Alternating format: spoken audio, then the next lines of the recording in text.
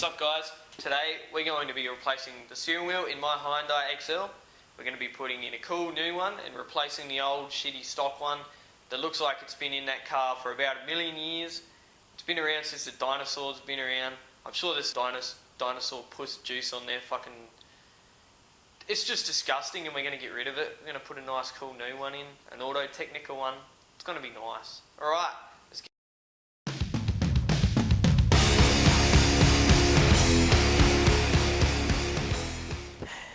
Okay, so these are the tools that we'll need for the job.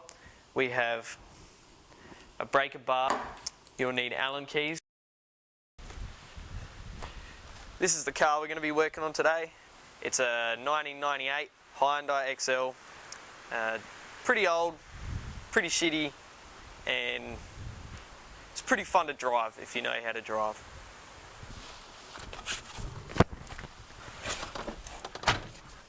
So, the first thing you want to do when you get into your car, wherever the fucking doodle is put your seat back as far as it'll go.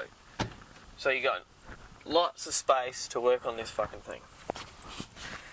Now, normally on these Hyundai steering wheels, and most steering wheels, there'll be a little screw or two screws underneath the back here, wherever they were. This one didn't have any when I got this car, so I'm going to just proceed past that step. Now, when you take this off, there will be a clip or something, you just pull it off.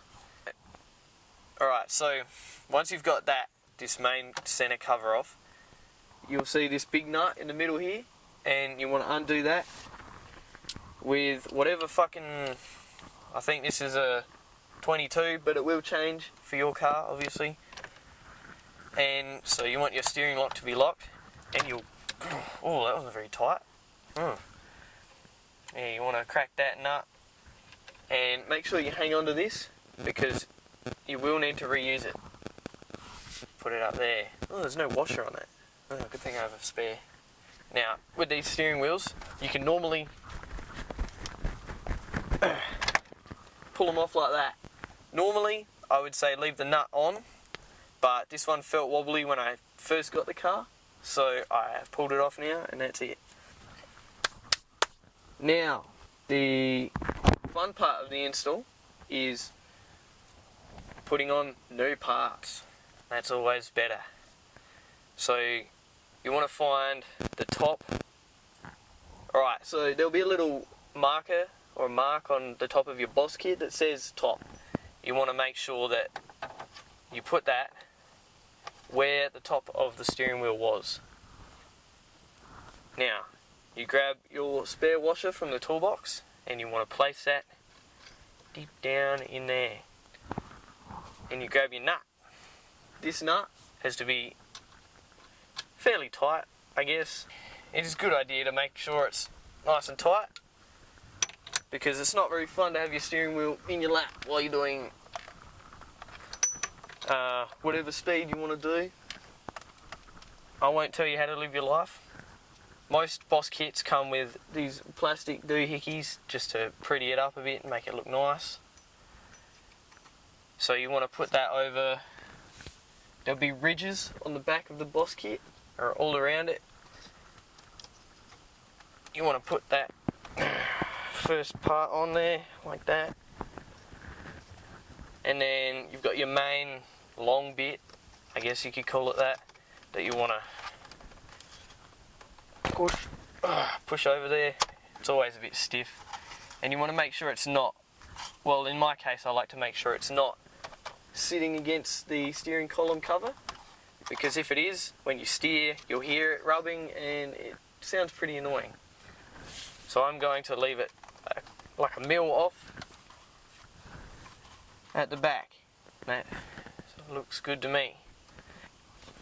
Alright, so you want to put this ring on there.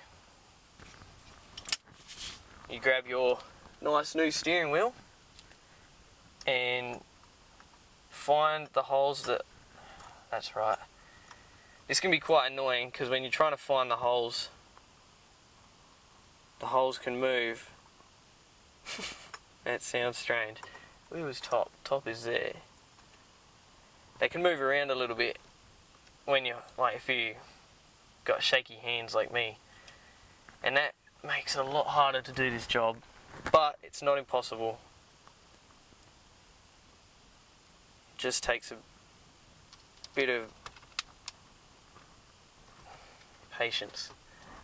Now, some aftermarket steering wheels will have a dress-up ring that goes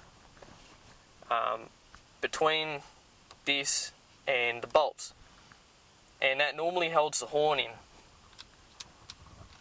but this one didn't come with one. My old one in my other car did come with one, and I think it looks pretty snappy. It looks pretty dapper, pretty tricked out, but this one doesn't. This is more of a plain, understated, clean style, I guess you could call it. That is all the bolts, finger tight. So on horn buttons, there's this spring here. Freaking camera's not focusing. There's a spring, and often you have to push it in when you put the button in.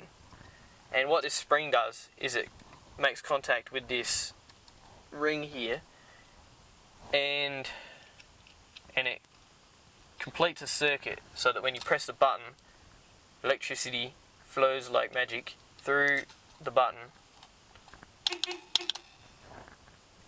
and makes the horn work. Generally you want to make sure that your button is level.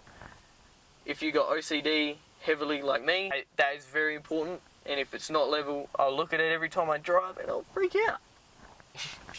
But anyway, once that button is in, then you grab your Allen key set, or well, my bike tool, I guess, and tighten these bolts down. Now, I'm not sure if you have to tighten these down in a particular order, because I'm not a mechanic and I don't know what I'm doing. So this button doesn't really fit in its ring properly. It can, I guess I've gotten it alright now, but it's not solid, it's not firm, it's not snug in there.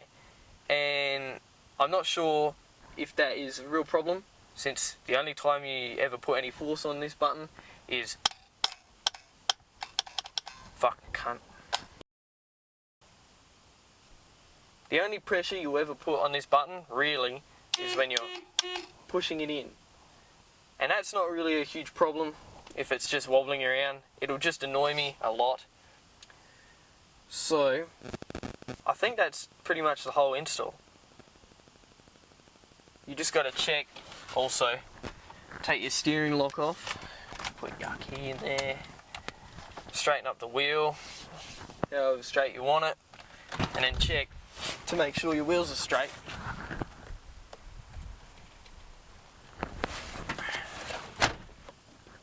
Shit happens. Anyway, that's it for the install. I guess I will see you guys in another video.